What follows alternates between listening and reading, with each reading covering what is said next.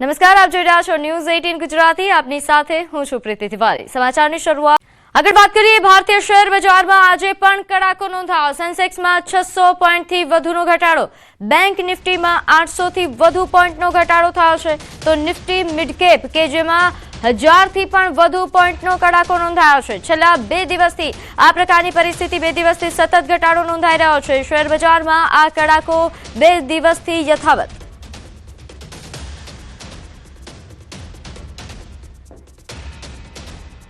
તો હવે વાત ચાર પગના આતંકની।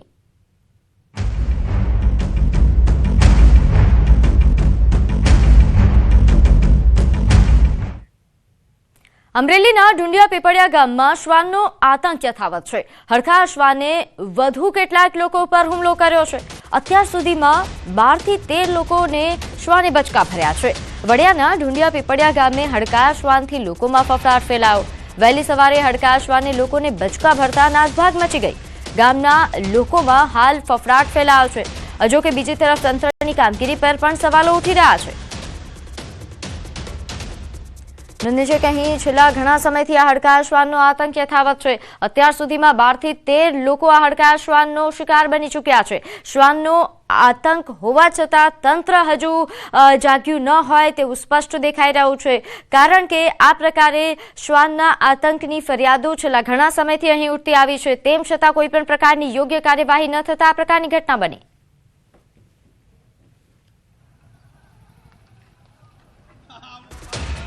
આ ઢુંડિયા પીપળિયાની અંદર આ કૂતરું જે છે એ હડકાયું થયેલું છે અને એની અંદર 3 જણાને ઈજા કરેલ છે અને ઈજાગ્રસ્તમાં વડિયા સારવાર માટે મોકલેલ છે બધાને। અને તમામ ગામજનોને ખાસ નમ્ર અપીલ છે કે તમામ ગામજનો ધ્યાન રાખે, રસ્તા ઉપર આવે તો લાકડી સાથે રાખે અને કૂતરાને જ્યાં પણ દેખાય ત્યાં અમારો સંપર્ક કરે તો એ કૂતરાને જેમ બને એમ જલ્દી પકડી લેવામાં આવે। આજે ઢુંડિયા પીપળિયા ગામે સવારનું એક શ્વાન હડકાયું થઈ ગયેલું છે અને 2-3 જણાને હડફેટે લીધા છે અને બાકી બધાને હડપલા કરવાનું ચાલુ કર્યું છે। સવારના 6 વાગ્યાથી અત્યાર સુધીમાં લગભગ 3 જણાને કરડી ગયેલું છે કૂતરું। આગળ વાત કરીએ। દમણની નાઇટ માર્કેટમાં એક મીઠાઈની દુકાનમાં ઘૂસેલો દીપડો આખરે 15 કલાક બાદ ઝડપાયો છે। કલાકો સુધી વન વિભાગ, પોલીસ, ફાયર બ્રિગેડની ટીમોએ દીપડાને પકડવા માટે દોડધામ કરી હતી। રાજ્યના પડોશમાં આવેલા સંઘ પ્રદેશ દમણના જુદા જુદા વિસ્તારોમાં એક દીપડાએ દેખા દેતો હતો અને એક જ રાતમાં 3 અલગ વિસ્તારોમાં દીપડો દેખાવાની ઘટના પ્રકાશમાં આવતા જ વન વિભાગ તેમજ તંત્ર દોડતું થયું। આ દરમિયાન નાની દમણની જાણીતી નાઇટ માર્કેટમાં આવેલી સ્વીટ એન્ડ ફરસાણ નામની એક દુકાનમાં દીપડો દેખાયો હતો। દુકાનના બીજા માળે દીપડો બેઠો હોવાનો વિડીયો પણ વાયરલ થયો। જાણ થતાં જ દમણ પ્રશાસનના ઉચ્ચ અધિકારીઓ, વન વિભાગ, પોલીસ અને ફાયર બ્રિગેડની ટીમો દોડતી આવી હતી અને નાઇટ માર્કેટ તેમજ આ દુકાન અને આસપાસના વિસ્તારને કોર્ડન કર્યું હતું। કલાકો બાદ દીપડાને દુકાનમાં લોકેટ કરીને 3જા માળે છુપાયા હોવાનું જાણ થતાં જ વન વિભાગની ટીમોએ બેહોશીના ઇન્જેક્શન દ્વારા તેને બેહોશ કર્યો અને પછી તેને પાંજરે પૂર્યો હતો। लेपर्ड जो है वो 3rd फ्लोर के स्टेयरकेसेस में बैठा हुआ था, तो इमीडिएटली हम लोगों ने हमारी तरफ से जो रेस्क्यू के लिए हमारे वेटरनरी डॉक्टर्स हैं, ट्रैंक्विलाइजिंग गन है, हमारी केज है, नेट्स है, ये सब इक्विपमेंट्स हम लोगों ने गैदर करके उसको रेस्क्यू करना शुरू किया। सुबह 11:30 बजे जब हमको इन्फॉर्मेशन मिला, उसके बाद से हम लोगों ने इमीडिएटली उसको रेस्क्यू करने का ट्राई किया। सो दिन भर हम लोग उसको ट्राई करते रहे रेस्क्यू करने के लिए, बट वो काफ़ी अजाइल था, काफ़ी फास्ट मूविंग था और अलग अलग टाइप पे जब हम लोगों ने एंटर करने की कोशिश की तो हम लोगों के ऊपर भी उसका फॉरेस्ट स्टाफ और डिपार्टमेंट के स्टाफ के ऊपर भी अटैक करने की कोशिश किया। તો આ તરફ જૂનાગઢમાં 4 સિંહબાળની રોયલ અંદાજ કેમેરામાં કેદ થયો છે। જંગલ અને રેવન્યુ વચ્ચેની બોર્ડર પર આરામ ફરમાવતા સિંહબાળના દ્રશ્યો સામે આવ્યા છે। ગત રાત્રિના બિલખા રોડ પર સિંહ પરિવાર આવી ચડ્યો હતો, ત્યારે આ 4 સિંહબાળનો વિડીયો સોશિયલ મીડિયા પર વાયરલ થઈ રહ્યો છે। સિંહ પરિવારને નિહાળવા માટે અહીં લોકો પહોંચ્યા હતા, જેના કારણે ટ્રાફિક જામ સર્જાયો।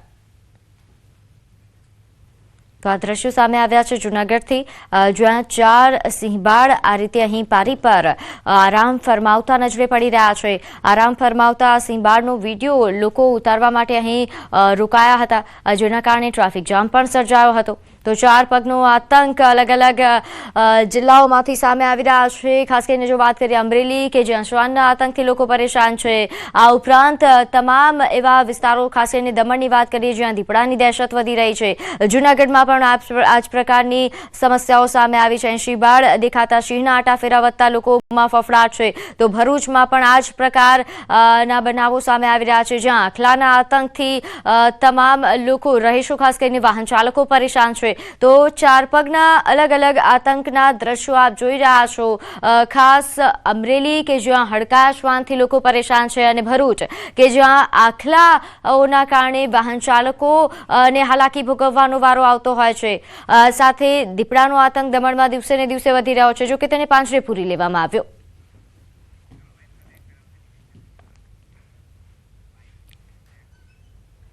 તો આગળ વાત કરીએ સુરતની. અહીં કરિયર ફર્સ્ટના સંચાલકો ભૂગર્ભમાં ઉતરી ગયા છે. યુપીએસસી અને જીપીએસસીની તૈયારી કરાવતી સંસ્થાએ લાખો રૂપિયા ઉઘરાવ્યા.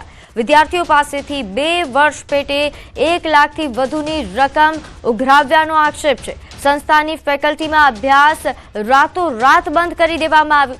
કરિયર ફર્સ્ટના સંચાલક મુકુંદસિંહ દિલ્હી પહોંચી ગયા.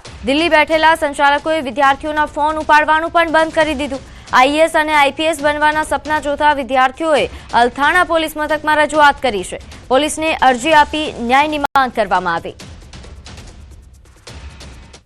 हम कॉल कर रहे हैं, जिन जिन लोगों ने भी कॉल किया है उन सबको ब्लॉक करके रखा है, और हमने उनसे कहा कि आप हमसे मिलिए, हमसे बात कीजिए, यहाँ पे क्लास पे आके बात कीजिए.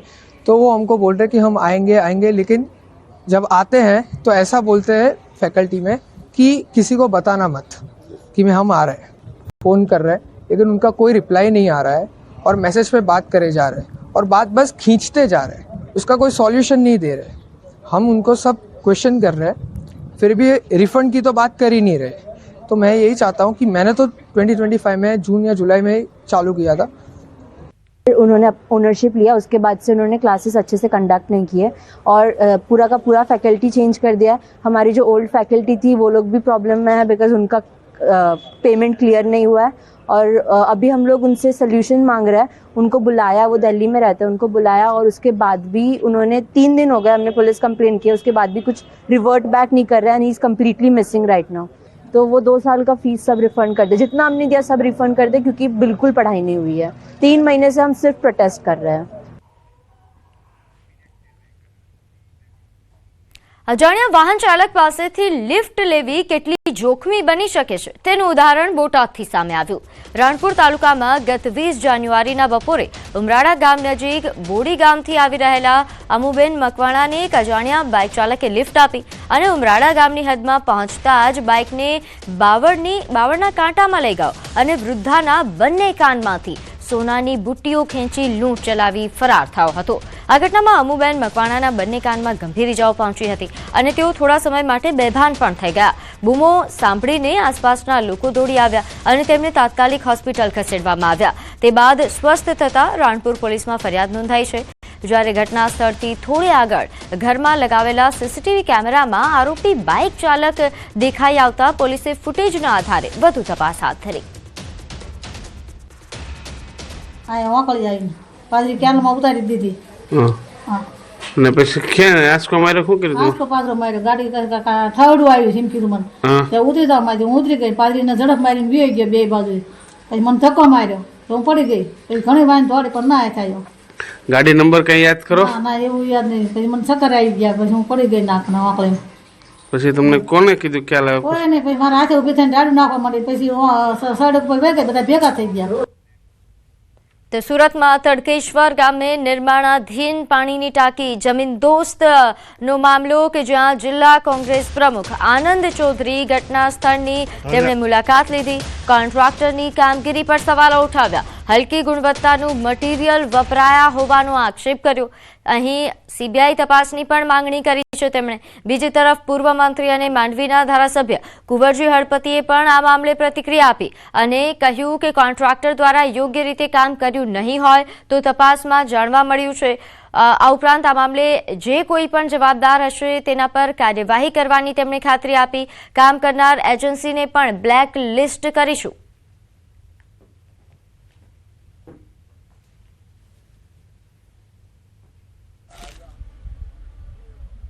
તડકેશ્વરની ટાંકી એનો નમૂનો છે. જે રીતે મટીરિયલ મલબો જોઈએ છે એ રેતી પણ એની ગુણવત્તા નથી, સળિયાની પણ ગુણવત્તા નથી અને સિમેન્ટની પણ ગુણવત્તા નથી. અને હમણાં જ સ્થાનિક નાગરિકે જણાવ્યું કે કોન્ટ્રાક્ટરો દ્વારા રેતી ભરીને કે સિમેન્ટ ભરીને સળિયા ભરીને રાતોરાત બારોબાર વેચાય છે. એ કોણ વેચે છે અને કોના આધારે વેચે છે એ હવે તપાસનો વિષય છે. એટલે એટલું જ કહીશ કે ભાજપનો ભ્રષ્ટાચાર હવે છાપરે ચડીને પોકારે છે અને જે નાના કર્મચારીઓ છે, એસઓ હોય, એન્જિનિયર હોય, એ હવે એનો ભોગ બનશે. પરંતુ મોટા મગરમચ્છ કોણ છે એ સીબીઆઈ તપાસ કરે એવી અમારી માંગણી છે.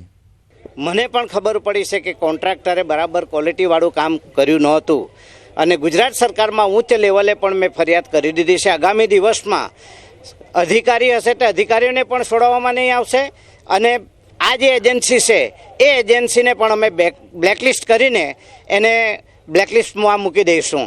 અને ખાસ કરીને ગુજરાત સરકારની ભારતીય જનતા પાર્ટીની જે સરકાર છે એ સરકાર હંમેશા જે ભ્રષ્ટાચાર લોકો છે એવા લોકોને ક્યારેય છોડતી નથી. તો વાવ થરાદમાં કેનાલો તૂટવાનો સિલસિલો યથાવત છે. વાવના રાધાનેશ્વરા ગામ નજીક કેનાલમાં ગાબડું પડ્યું. સરહદી વિસ્તારની કેનાલો તૂટવાનો સિલસિલો યથાવત રહ્યો છે. ગામની સીમમાં વહેલી સવારે ડિસ્ટ્રીબ્યુટર કેનાલમાં મોટું ગાબડું પડ્યું. ગાબડું પડતા જ કેનાલનું પાણી બાજુમાં આવેલા ખેતરોમાં ફરી વળ્યું. ખાસ કરીને ઇસબગુલના ઊભા પાકને ભારે નુકસાન પહોંચ્યું છે. અધિકારીઓ, કોન્ટ્રાક્ટર અને ગેટમેનની ગંભીર બેદરકારીના કારણે કેનાલ તૂટ્યા હોવાનો દાવો છે. તો વધુ વિગત સાથે મારી સાથે સંવાદદાતા કિશોર જોડાઈ ગયા છે. કિશોર, હાલ જે આ કેનાલમાં ગાબડું પડવાનો મામલો સામે આવ્યો છે, વધુ વિગતે માહિતી આપશો. ચોક્કસથી વાવ થરાદ જિલ્લાના વાવ તાલુકાના રાધાનેશ્વરા ગામની સીમમાંથી પસાર થતી ડિસ્ટ્રીબ્યુટ કેનાલમાં વહેલી સવારે ગાબડું પડ્યું છે. ગાબડું એટલું મોટું હતું કે જે ખેતર આવેલા હતા બાજુમાં તે ખેતરોમાં નદી જેવો પ્રવાહ હોય તેવો પ્રવાહ વહી રહ્યો હતો. અને મહત્વની વાત તો એ છે કે ખેતરમાં ઉભેલા ઈસબગુલના ઉભા પાકને ભારે નુકસાન થયું છે. ઈસબગુલના પાકમાં કેનાલના પાણી ફરી વળતા ખેડૂતોને રોવાનો વારો આવ્યો છે. મહત્વની વાત તો એ છે કે શિયાળાની શરૂઆતથી જ જ્યારે પાકને પિયતની જરૂર હોય છે ત્યારે પાણી છોડવામાં આવે છે, પરંતુ કેનાલોમાં સાફ સફાઈના અભાવે આ કેનાલો તૂટતી હોય છે અને ખેડૂતોને રોવાનો વારો આવતો હોય છે. ખેડૂતોએ દાવો કર્યો છે કે અધિકારીઓ, કોન્ટ્રાક્ટર અને ગેટમેનની આ ગંભીર બેદરકારીઓના લીધે વારંવાર કેનાલોમાં ગાબડા પડે છે અને ખેતરોમાં પાણી ભરાઈ જાય છે. જી આભાર માહિતી આપવા બદલ.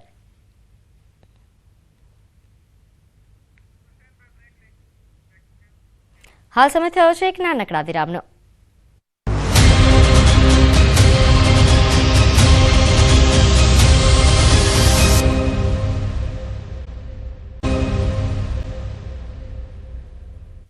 વિરામ બાદ આપનું સ્વાગત છે. આગળ વાત કરીએ રાજકોટની. અહીં આજી નદીમાં વેલનું સામ્રાજ્ય જોવા મળી રહ્યું છે.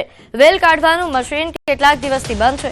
મહાનગરપાલિકા દ્વારા ખરીદવામાં આવ્યું હતું આ મશીન અને સાંજ પડતાની સાથે જ મચ્છરોનો ઉપદ્રવ પણ સતત વધી રહ્યો છે. ન્યૂઝ 18 ગુજરાતીની ટીમ દ્વારા રિયાલિટી ચેક કરવામાં આવ્યું ત્યારે સ્થળ પર નદીમાં રહેલું મશીન પણ દેખાયું. આજુબાજુમાં ન કોઈ વ્યક્તિ હતું, ન કોઈ સાફ સફાઈ થતી હતી. બીજી તરફ આજી નદીમાં વેલની લીલી ચાદરથી હાલ આ નદી ઢંકાઈ ગઈ હોય તેવા દ્રશ્યો સામે આવ્યા. સ્થાનિક લોકોએ કહ્યું કે છેલ્લા થોડા દિવસ થયા કામ બંધ છે, અગાઉ કામ થતું હતું. રાજકોટની આજી નદીમાં વેલનું સામ્રાજ્ય છે તે જોવા મળી રહ્યું છે. આજી નદી એ જાણે જે છે એ વેલની લીલી ચાદર ઓઢી લીધી હોય તેવા દ્રશ્યો અહીંયા સામે આવી રહ્યા છે. ખાસ કરીને આ જે છે આજી નદી ત્યાં અત્યારે જે છે વેલનું સામ્રાજ્ય જોવા મળી રહ્યું છે. બીજી તરફ આ મશીન છે તે પણ અહીંયા બંધ પરિસ્થિતિમાં જોવા મળી રહ્યું છે. રાજકોટ મહાનગરપાલિકા દ્વારા કરોડો રૂપિયાના ખર્ચે આ મશીન જે વસાવવામાં આવ્યું છે, પરંતુ ન્યૂઝ 18ની ટીમ દ્વારા જ્યારે અહીંયા રિયાલિટી ચેક કરવામાં આવી રહ્યું છે ત્યારે અહીંયા ન કોઈ વ્યક્તિ જોવા મળી રહ્યું છે, ન આસપાસમાં કોઈ વેલ દૂર કરનારું વ્યક્તિ જોવા મળી રહ્યું છે. બીજી તરફ જે આજી નદી છે ત્યાંના દ્રશ્યો જોઈ શકો છો કે જે રીતના અહીંયા જ્યાં નજર પડશે ત્યાં જે છે વેલ જોવા મળશે. લીલી ચાદર છે તે જાણે ઓઢી લીધી હોય તેવી સ્થિતિ જોવા મળશે. ન્યૂઝ 18ની ટીમ દ્વારા આ મામલે જ્યારે રાજકોટના મેયરને સંપર્ક કરવાનો પ્રયાસ કર્યો ત્યારે તેમને કોઈ જવાબ આપવાથી તેઓ દૂર રહ્યા. આ મશીન છે તે છેલ્લા થોડા દિવસથી બંધ હોવાનું સામે આવી રહ્યું છે. તો બીજી તરફ અહીંયા આસપાસમાં પણ મચ્છરોનો અત્યંત ઉપદ્રવ છે, એમના કારણે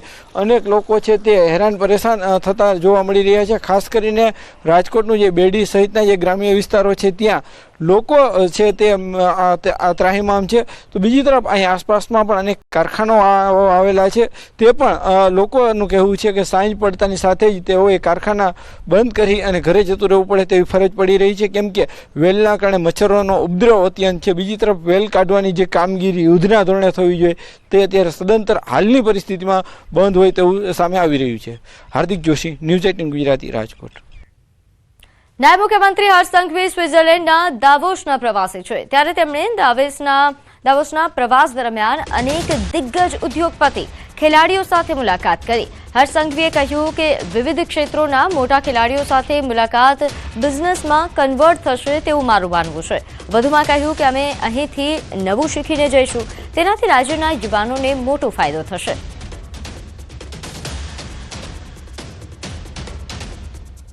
कई मेजर सेक्टर्स के प्लेयर्स के साथ हमारी मीटिंग्स हुई है और ख़ास तौर पे ये सभी मीटिंग्स बहुत ही सक्सेसफुल रही है और आने वाले दिनों में मेरा ये मानना है कि वो बिजनेस में भी कन्वर्ट होगी. हम यहाँ से इन्वेस्टमेंट तो लेके जा ही रहे, लेकिन साथ साथ में जो नई चीज़ें सीख के जाएंगे उससे भी मेरे राज्य के युवाओं का जरूर से बड़ा फायदा होगा. हमें उनको वो विंग्स देनी है जिससे वो कितनी भी ऊंचाइयों तक उड़ना चाहे तो वो उड़ पाए. તો નાયબ મુખ્યમંત્રી હર્ષ સંઘવી કે જેઓ હાલ દાવોસના પ્રવાસે છે, અહીં વિવિધ ક્ષેત્રના મોટા ખેલાડીઓ સાથે તેમણે મુલાકાત કરી અને આ વાત શેર કરી. આગળ વાત કરીએ, રાજ્યપાલ આચાર્ય દેવવ્રતે ગીર સોમનાથ જિલ્લાની મુલાકાત કરી. અહીં ગ્રામ કલ્યાણ કાર્યક્રમ અંતર્ગત રાજ્યપાલ રાત્રિ સભામાં સહભાગી થયા. રાત્રિ સભા દરમિયાન અનુસૂચિત જાતિના પરસોત્તમ રેણુકાના ઘરે રાત્રિ ભોજન કર્યું અને ઉમરેઠી ગામમાં ચૂંટણી થતી ન હોવાનો અને ગામ સમરસ હોવાનો આનંદ વ્યક્ત કર્યો. તેમણે ગામનું દરેક બાળક ભણે તેની કાળજી રાખવા માટે તેમજ સરકારની વિવિધ સેવાઓનો લાભ લેવા અનુરોધ કર્યો. શંકર ગાયના બદલે દેશી ગાય અને સારી ઓલાદની ગાય બને તે માટે લેવાના પગલાઓ અંગે પણ જાણકારી આપી. તેમણે જણાવ્યું કે ગાયના છાણ અને મૂત્રથી પ્રાકૃતિક કૃષિ માટે પણ મોટો લાભ થાય છે. ગાય આપણા માટે માતા સમાન છે, તે કલ્યાણ કરનારી છે.